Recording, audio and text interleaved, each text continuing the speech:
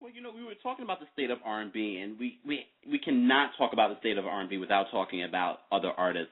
And one of the major artists this week, Rodney Jerkins commented on her career, and a lot of people have been commenting on her career, but Ciara. What are your thoughts on Ciara, and what do you think she needs to do in order to kind of revamp her career?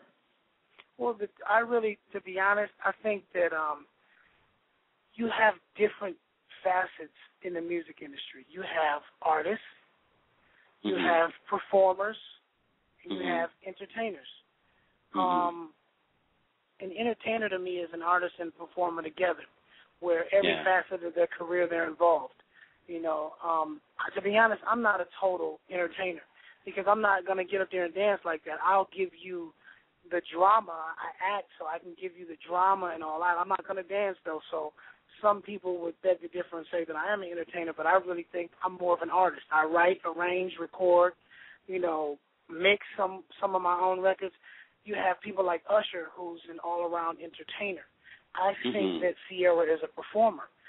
So that means you have to have her with the right people in order to get the product because she can't give you the product personally.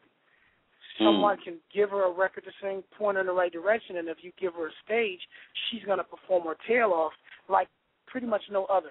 She's a sex symbol. She could be modeling. She could have went in so many different directions, and she didn't. I think that she might need to look into other things. She could be acting right now, a lot of different things. I don't think she's a vocalist myself. I think that she's very talented at what she does do, so I can't hate on that.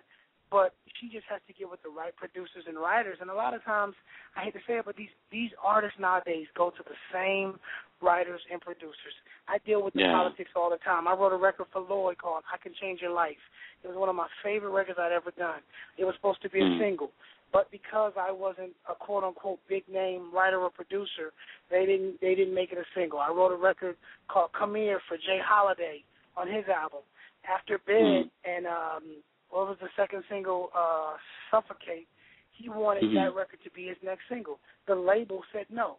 He said, well, then let's start on a new album because I don't want to do another single then. Right now, a lot of these labels are worrying about who's hot right now.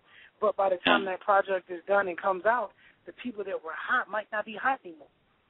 We used to have people that could look at the pulse of the industry and dictate the next move. That's why I really, really respect Justin Timberlake.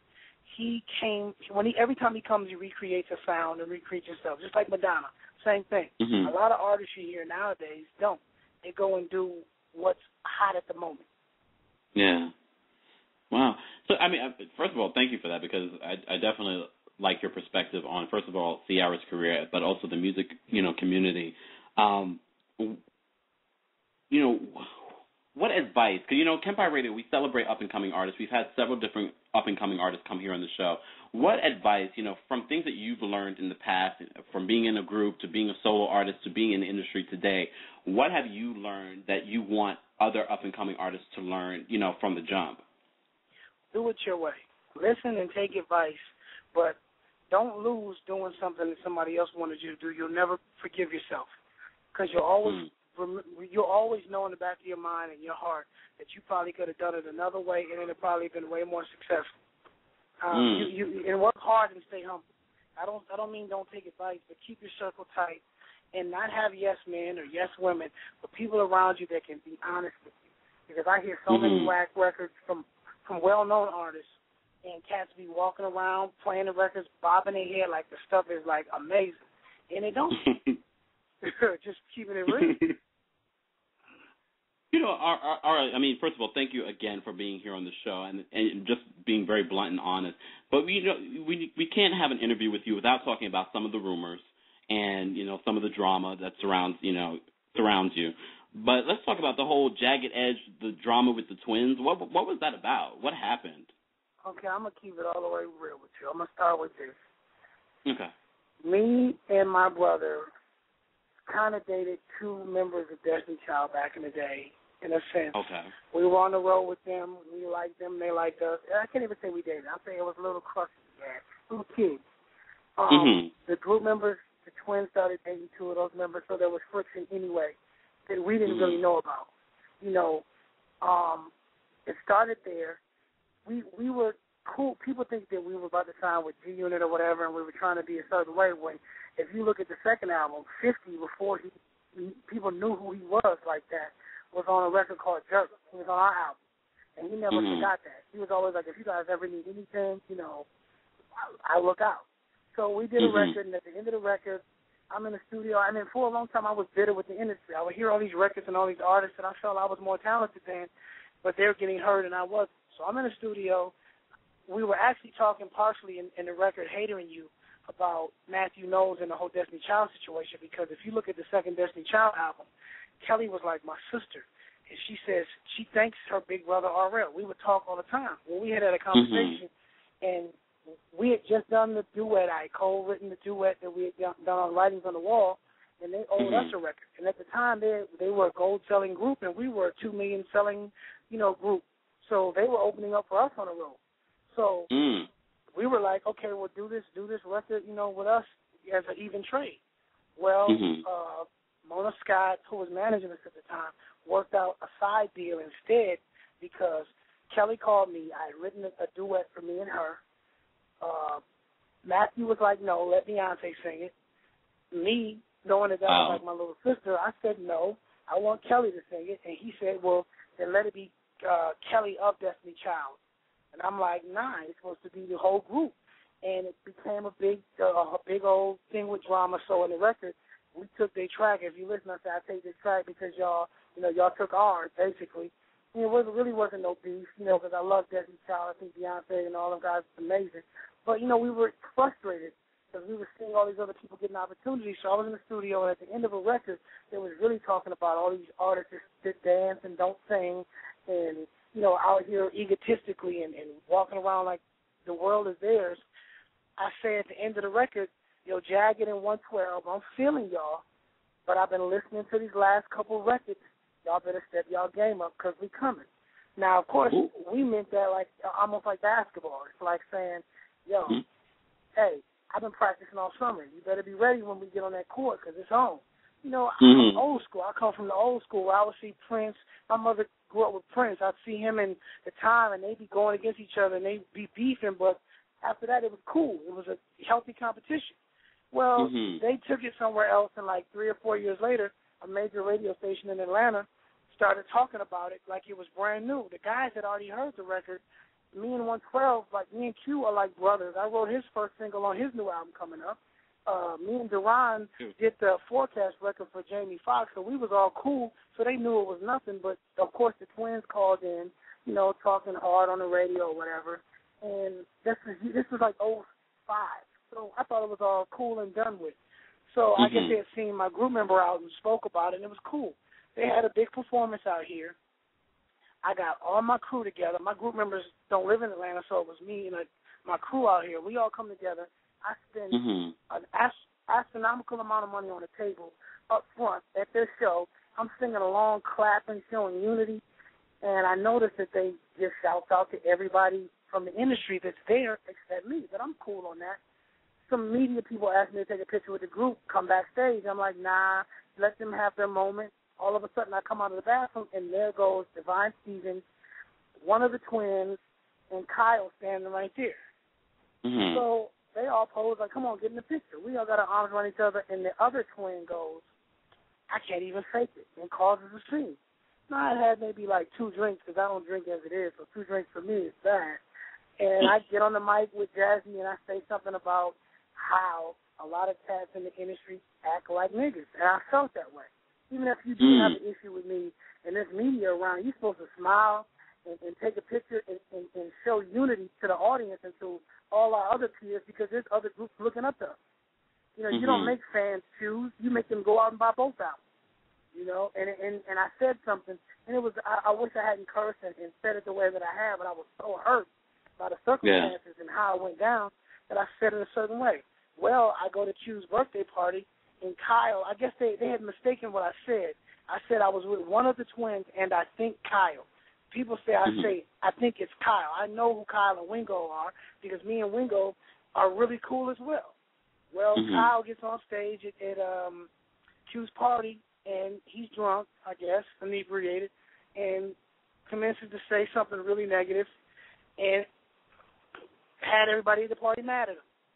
I dropped it. I'm done with it. He also did an interview later about it, and they asked me to come talk about it. I'm not going to do that. I'll tell you this. I'm a man first. So my first inkling is to be like, well, what? What you want to do? But the truth is, we got kids looking up to us. We getting too old for all that street stuff. Really what should have happened is we should have talked about it like men and been cool and not aired our dirty laundry out in the media, and that's included. So I'm ashamed for me, and I'm ashamed for everybody else involved. But I can speak for me when I tell you that I got on stage and apologized to anybody that I've ever offended. That's what a real man does. You know what I mean? So, and I left it at that. I'll buy their album when it come out, just like I said I would. I have all their albums. Me and Drew Hill, cool. I'll buy the album when the new one comes out. And same with 112. That's how much respect we have. Matter of fact, at our show that we had here in Atlanta, we pulled up Joe Little from the Rude Boys.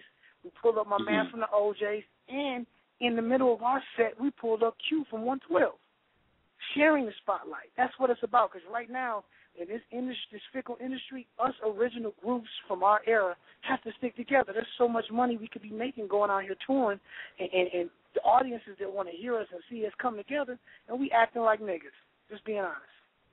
Wow. So do you think you guys will ever resolve that issue, or are you just pretty much over it? Man, listen, I'm about money. You know, as far as that, I'm about taking care of my family and making good music.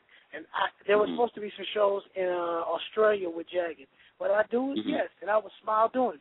I have no problem with no man, not enough to dictate me making money or not. You know, pride gets in the way of too many black men, and we stop ourselves from having opportunities. I'll tell you what, I'll bite my tongue till it come off. As long as I'm not doing nothing wrong under God. Yeah. Listen, man, I'm bigger than that. Oh, we really do appreciate you being very blunt and honest about that. But another story I've always wondered about, and I've always wanted to have an opportunity, and it's so amazing that RL from Next is here on Kempire Radio, and I'm so glad that you're here so I can actually ask you myself, and we can clear the air. Deborah Cox, We Can't Be Friends. Incredible song, top 10 single. Have you guys ever performed that live? I heard there was some drama behind that. One time at the Lady of Soul Awards. I can't really say there's drama. I had spoken on something that happened. I don't know if it was her husband who was managing her at the time or whoever it was. I did that record for pennies. And we were the #1 group at the time. I did it for pennies because she was my label mate. When I came back around for our second album for Next, I penned a record just for me and her. I went back to her to ask her to do the record with us. And and her people tried to triple the price on what they had given me. And I looked at it not only as a great record, but also a great opportunity to expand her audience, because she never sold quite as much as we did. Nothing against what she did, but I felt like we could take her audience and she could take ours and we could put it together. She had a very big audience. People still love Deborah. I think she's immensely talented, but sometimes it's the people around you. So say I charge $8,000 to do a record with you, and I charge Tupac $50,000, and I charge you $8,000, because I'm just going to give you the real numbers. I got $50,000 for doing, matter of fact, I got $80,000 for doing Best Man with Tyrese Genuine and Cakes. I charged them $8,000. They came back and was like, we want $25,000, and it was just, I'm just going to keep it all the way funky with you. We men here. In the radio, some people need to know this is how the gang works. And it offended me. And I was a young kid, and I spoke on it. And maybe I shouldn't have, because we were label mates, but I was like, wait, what part of the game is this? So that's what happened. Yeah. Wow. So do you ever think that, whatever happened to that record that you did for you and her? To be honest, I don't even know. I have so many records. I don't even know. I had written it just for me and her, so when she didn't want to do it, I just scrapped it, you know. Wow. Do you remember the name of the song? Nah, to be honest, it was so long ago. I was so excited to work with her again. I felt like we had really great chemistry, and I thought we had a great relationship. And I think that sometimes the people on my side and on her side probably got in the middle of it, because I noticed that she has performed the record, but she's performed it with Kenny Lattimore, who's really talented as well. But I think the audience would love to see us perform it again. We've only done it once, and that was at the Lady of Soul Awards. They don't even have those awards anymore. Wow, that would be amazing to see you guys perform that again. You just never know in life. That can definitely happen.